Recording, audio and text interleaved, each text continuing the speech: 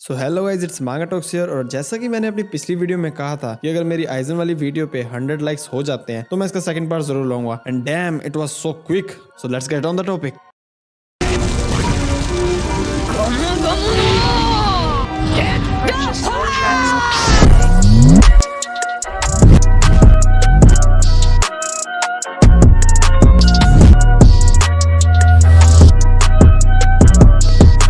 आज वाली वीडियो हम वहीं से स्टार्ट करने वाले हैं जहां से हमने पिछली वीडियो में छोड़ा था। एंड मैंने ये बताया था कि आइजन का प्राइड और उसकी रो स्ट्रेंथ बीच में आती है उसकी बांकाई यूज करने के। Aside that things there are some points that I like to share with you जो सेंस बनाते हैं इन माई वे। सो बेसिकली मैं कुछ चीजें क्लियर कर दूं, ये मांगा से रिलेटेड होगी, सो बी केयरफुल। बहुत बड़ा स्पॉइलर होएगा, सो स्पॉइलर अलर्ट। अगर आपको स्पॉइलर नहीं चाहिए ब्लीच के तो आप जा सकते हो और आपको उससे घंटा फर्क नहीं पड़ता। तो let's continue. First thing is कि आइजन की डिफीट के बाद आइजन की जो ज़ांपाक्टो है क्योका सुइगेत्सु वो मर्ज हो गई थी आइजन के साथ। अब कुछ लोगों के मन में ये सवाल होगा कि भाई इसमें क्या बड़ी बात है, ये तो इचिको भी हुआ था अपनी ज़ांगेत्सु के साथ जब वो मुगेत्सु बन गया था। सो हियर्स द ट्विस्ट कि जब इचिको अपनी ज़ांगेत्सु के साथ मर्ज हुआ था तब उसको अपनी लास्ट बांकाई यूज करनी पड़ी थी और उसका एक बहुत बड़ा ड्रॉबैक था कि वो अपनी पावर लूज कर देगा। बट एज फॉर आइजन वो अपनी स्वॉर्ड क्योका सुइगेत्सु से विद द हेल्प ऑफ होग्योकु मर्ज हुआ था और उसके लोएस्ट लेवल पे मतलब ज़ांपाक्टो लेवल पे ही वो उसके साथ मर्ज हो गया था। दैट मीन्स कि उसको कोई अब ड्रॉबैक नहीं है उसकी पावर लूज करने का, बट उसके पास पावर है इक्वल और मे बी बियॉन्ड मुगेत्सु। अब अपनी ज़ांपाक्टो से मर्ज होने के बाद आइजन अपनी ज़ांपाक्टो के बिना भी हिप्नोसिस पुट कर सकता है, मतलब जस्ट आइजन को देखने के बाद ही एनिमी हिप्नोसिस में आ जाएगा क्योंकि आइजन अपनी स्वॉर्ड से मर्ज हो चुका है। So he get high abilities of Kyoka Suigetsu. And जैसे कि हमने देखा था कि जब युहाबाज आइजन के पास मिलने आता है उसको मुकेन में और उसको ये बोलता है कि हमको ज्वाइन कर लो और आइजन अपने संजू बाबा की तरह उसको नहीं में जवाब दे देते हैं।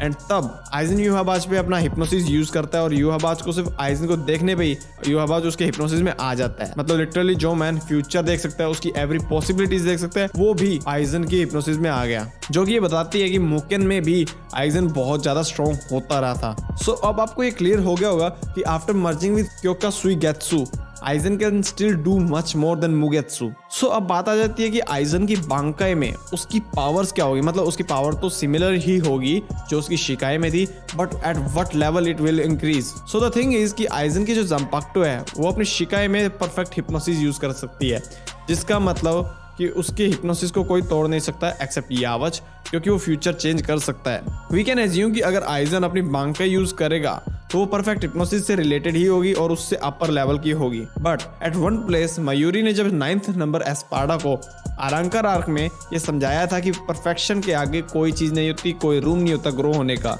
सो यहाँ पे हम एक ब्रेक लग जाता है हमारी थिंकिंग को कि परफेक्शन से ऊपर क्या होगा। And as we know Aizen की ज़ांपाक्टो एंड उसकी शिकाई स्टार्टिंग से ही इक्वल और अबव है बाकी ज़ांपाक्टो के 2 अपर लेवल से। So according to this Aizen की शिकाई का कोई अपग्रेड नहीं है। But look at Kyoka Suigetsu's power in शिकाई फॉर्म परफेक्ट हिप्नोसिस। मतलब जो आइजन चाहेगा वो बाकी लोगों को दिखेगा।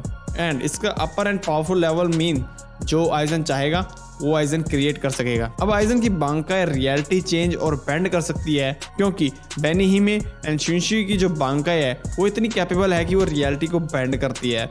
तो क्योका सुइगेत्सु इतनी भी वीक नहीं है कि वो रियलिटी को बेंड ना कर सके even after creating a perfection only in its शिकाई। अब देखो ये मेरी थ्योरी है, सो कमेंट बॉक्स में गालियां मत लिखना।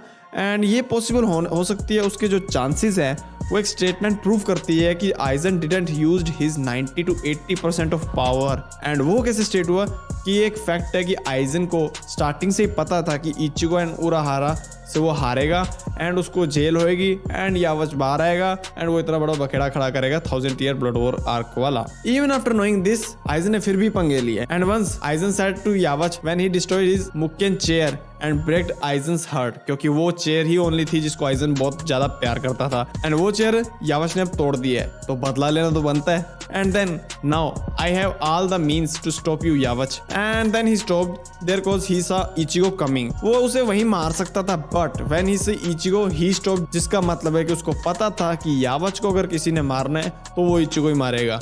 There is more of it. जब चैप्टर रिटर्न ऑफ गॉड में शिनशु आइजन को लेने आता है और वो ओनली उसकी माउथ वाली सील खोलता है तब वो देखता है कि आइजन उसके सामने खड़ा है और उसको बोलता है तेरे पास अभी 2 कीज और हैं सील खोलने के लिए मेरी। तब शिनची इतना हक्का बक्का रह जाता है कि भाई मैं तो सिर्फ इसकी माउथ की सील खोली थी, ये मेरे सामने कैसे खड़ा है। तब यहाँ पे हमें दिखाया जाता है कि आइजन को स्टॉप करने के लिए वो मुकेन की सील्स भी काम की नहीं है जो उसको रोक सके। And after this much of my बकवास, अगर आप मेरी ये वीडियो अभी भी देख रहे हो तो कांग्रेट्स, फाइनली आप इस वीडियो के कंक्लूजन पे आ गए हो। आपने कोई मेडल नहीं जीता, but anyway so the result came up with कि आइजन की ज़ांपाक्टो अपनी बांकाई में रियलिटी को बेंड कर सकती है। एंड दैट्स व्हाई टीटे कुबे सेड कि अगर आइजन को वो बांकाई दे देता है तो लिटरली वो ब्लीच वर्स के पावर स्केल को क्रॉस कर जाएगा, even after becoming a omnipotent being. And ऐसा क्यों? क्योंकि लिटरली ब्लीच वर्स में जो कुछ हुआ है वो सब आइजन ने करवाया है। इचिगो के बर्थ से लेके यूहाबाज की डिफीट तक कभी कभी तो लगता है साला आइजन ही मेन क्रिएटर है ब्लीच का, और तीते कुबे तो साइड पार्टनर था।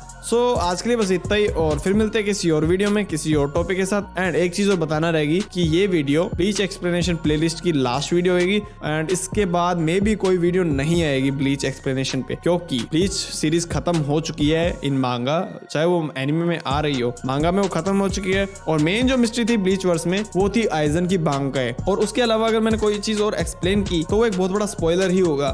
सो इससे अच्छा मैं उसको ना ही दूं एक्सप्लेनेशन, एंड अगर मैं इसके ऊपर अब थ्योरी भी नहीं क्रिएट कर सकते क्योंकि ब्लीच खत्म हो चुकी। सो उस पर थ्योरी बनाने का कोई मतलब नहीं बनता, और अगर है भी तो वो कोई सेंस नहीं बनाएगी क्योंकि वो कभी वापस नहीं आने वाली है। सो फिर मिलते हैं किसी और वीडियो में किसी और टॉपिक के साथ।